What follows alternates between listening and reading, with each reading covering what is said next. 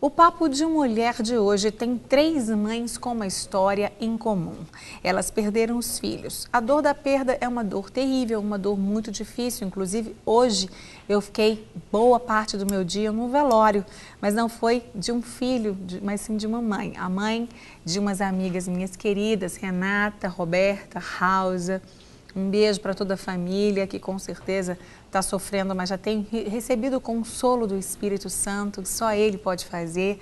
Né? Um beijo para toda a família Sade, um beijo para o Ralph, que é esposo da Renata, para o Luiz, que é esposo da Roberta, para o Davi, para toda a família, os primos, os tios, pessoas que eu já não vi há tanto tempo. Foi tão bom revê-los ali, que Deus possa continuar esse trabalho que só Ele pode fazer. Mas a dor de perder um filho, dizem que é a pior dor que existe, porque o curso natural das coisas, digamos assim, né, entre aspas, seria o filho perder a mãe. E nesse caso aqui nós vamos falar hoje sobre essa dor, que inclusive todo mundo até brinca, né, não tem nome, né? Então eu recebo aqui as minhas convidadas, obrigada por terem vindo falar desse assunto, né, que é um assunto difícil, mas que é importante a gente compartilhar, porque muitas pessoas acabam se identificando com a história de vocês. Né? Obrigada por terem vindo. E aí, como é que foi a história de vocês? Eu sei que vocês duas perderam um filho com 6 anos de idade, né? O meu foi com 14. Ah, 14? Então eu li aqui errado. O seu foi com 6, o seu foi com 14. Isso. E como é que foi isso para vocês? E Heloísa já com 32, né? O luto é um processo, né? E assim, é difícil demais de lidar com isso. A gente pensa que não vai ter mais nem esperança de viver mais, porque pra gente acabou, né? Porque o filho é a nossa descendência, é a nossa continuação, né? E ali tudo se perde. Você se vê sem chão, sem esperança de continuar. Você tinha só ele? Eu tenho a Gabi, né, de 8 anos. E você? É exatamente isso. A sensação que se tem, Márcia, é que acabou tudo. E que não dá mais para continuar, sabe? E assim, eu me lembro que no primeiro dia, depois da morte do Arthur, que era o nosso único filho, eu disse assim para o Senhor: Deus, eu preciso que esse tempo passe rápido, porque a sensação que eu tinha era que se tivesse 1 ano, ou 2 anos, ou 3 anos, a dor ia, cada vez que passasse esse tempo, a dor ia diminuindo. Mas, na verdade, é um vazio que eu acho que ele nunca mais vai ser preenchido mesmo, né? Mas não tem nome mesmo, não tem como denominar. Mas a gente tem experimentado a graça do Senhor, né? Ela que tem sustentado, e o objetivo principal, meu particularmente, estar aqui é testemunhar dessa graça, sabe? Porque o primeiro momento é uma sensação de que acabou tudo e que não tem mais razão. E foi quando, né, Sheila? Foi dia 6 de agosto de 2012, fez 1 ano agora, fez 1 ano semana agora, passada. É verdade, muito recente. Muito recente. O seu, Leila, foi quando? Dezembro de 2011. Também, Tá sim, 1 ano e meio. Também, Né? E Heloísa, o seu caso, conta pra gente a sua história. 13 de julho de 2011 foi um momento bem delicado. E após receber a notícia, né, eu senti que eu estava sem chão. Diante dos sonhos, os planos, né, do meu filho voltar para Belo Horizonte e dar continuidade à vida dele. Ele estava no Recife.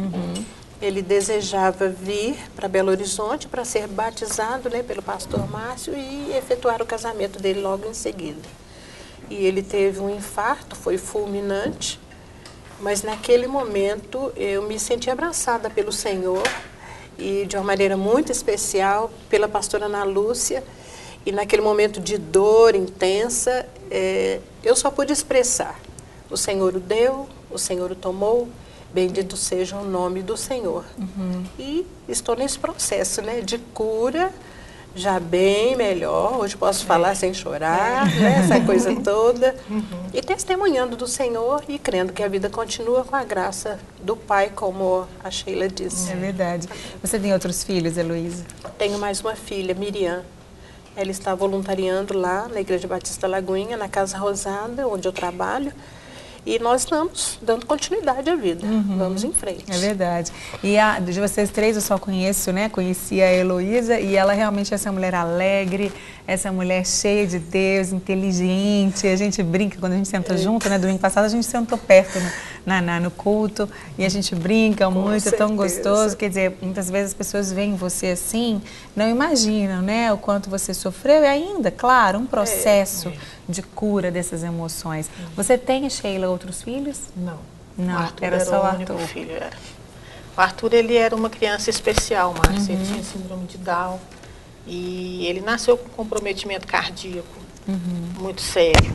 Então, no decorrer da vida dele, a gente lutou muito pela saúde dele.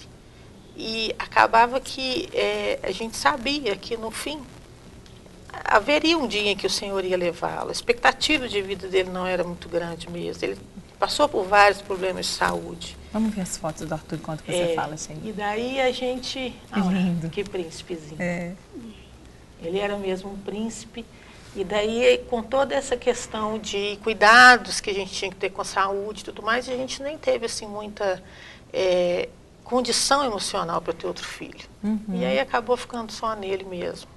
Mas agora tem um plano de ter outros. Isso que eu ia em nome de perguntar. Jesus. Agora vocês estão planejando, já estão mais preparados, né, emocionalmente. A gente está buscando do Senhor isso, sabe, Márcia? A gente quer muito ter outros filhos.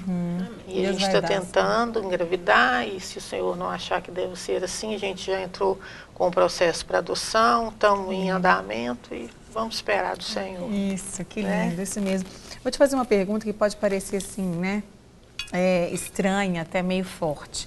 Mas eu sei que muitas pessoas pensam isso, talvez muitas pessoas tenham essa curiosidade. Muita gente acha que quem tem um filho especial, com algum tipo de síndrome, seja ela qual for, ficaria até, de uma certa forma, feliz se esse filho fosse levado, porque é muito trabalho, né? É uma questão complicada, a gente sabe disso. E a gente vê que, obviamente, não é assim, né? É o contrário, né, Sheila? O amor parece que ainda é maior, porque o cuidado é maior, a intensidade do relacionamento é muito maior. Justo, é uma doação muito grande, né? Da gente para com ele e dele para com a gente. Eu e meu marido, a gente costuma falar que o amor que nós recebemos do Arthur é um amor diferenciado, porque eles têm mesmo uma questão de diferença com relação a serem mais puros mesmo, a serem menos contaminados com as coisas, com as informações e tudo mais. E eles têm essa questão na alma mesmo, de pureza e tudo. E o Arthur, quando ele nasceu, que ele teve muito mal e tal, e ele ficou 7 meses no hospital, e a gente tinha todos os dias aquela notícia de que no outro dia não saberia se ia chegar lá e encontrar ele vivo. E eu lembro que a única coisa que a gente pedia para o Senhor era que o Arthur ficasse conosco, indiferente de sequela que ele poderia ter, de qualquer comprometimento, a gente queria ele para amá-lo e cuidá-lo. Quando ele nasceu, você já sabia? No ultrassom você já sabia, não? Não teve diagnóstico anterior, foi um choque muito grande. Foi um outro processo também, um outro trauma que Deus curou. É verdade. Né? Amém. Vamos conversando aqui, mas eu quero que você conheça agora a história de uma mulher que também perdeu o filho e outra que perdeu o pai. Grandes perdas, mas elas estão aprendendo a se recuperar do luto. Vamos ver.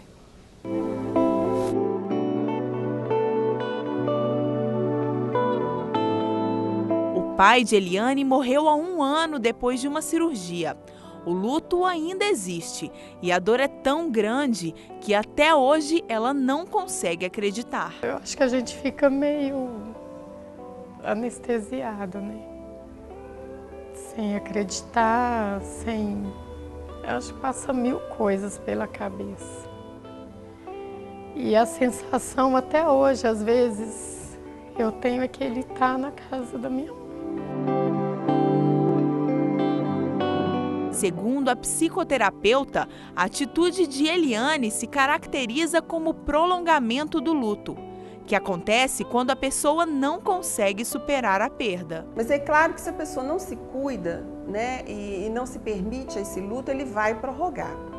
ela prorroga exatamente porque não está se cuidando, né? Está se emocionando mais do que racionalizando a perda. Então, quando ela não vivencia isso, esse luto, que poderia ser 6 meses, 1 ano, ele pode prorrogar por 2, 3 anos, inclusive adoecendo, a pessoa tendo depressão e tudo mais. Os familiares podem ajudar nesse processo. Passou de 1 ano e a pessoa ainda está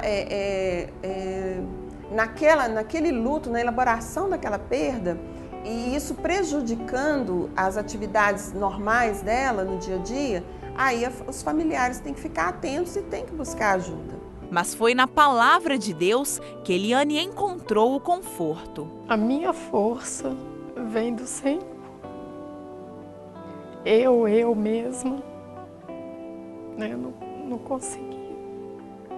Mas é a certeza da salvação dele, né? A certeza de ele não estar sofrendo mais.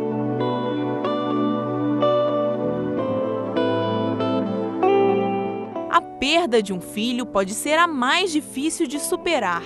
Esse é o caso de Lídia, que depois de uma gravidez inesperada logo após o casamento, perdeu o bebê quando tinha apenas alguns dias de vida. Quando a gente já tinha o conhecimento do sexo, a gente sabia que era um menino, a gente já estava amando a situação, porque o susto já havia passado, a gente já estava acostumando com a ideia, e a gente descobriu que ele tinha um problema de má formação no coração. E isso foi pra gente um baque muito grande.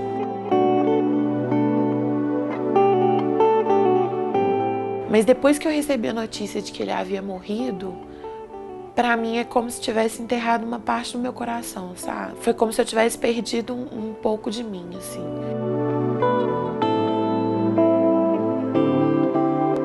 Mas com o tempo, a dor deu lugar ao carinho e à saudade.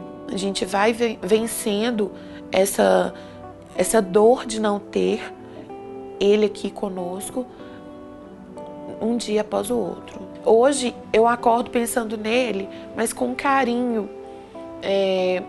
Eu acordo pensando nele como uma coisa que não era para ser aquele momento, uma coisa que Deus não reservou para a gente naquele momento. O quarto praticamente vazio, reservado para a chegada de Miguel, representa também o vazio que ainda existe no peito de Lídia, mas a esperança de uma nova vida, que um dia vai chegar. Ainda dói bastante e vai doer para sempre, mas é uma coisa que a gente não deixou de derrubar a gente. A gente ainda continua sonhando em ter um filho, agora já planejado, agora sonhamos em ter 2 filhos ainda, né? E a gente continua lutando, a gente se sente mais forte porque o tempo vai passando e vai levando a dor, né? Mas a saudade sempre fica.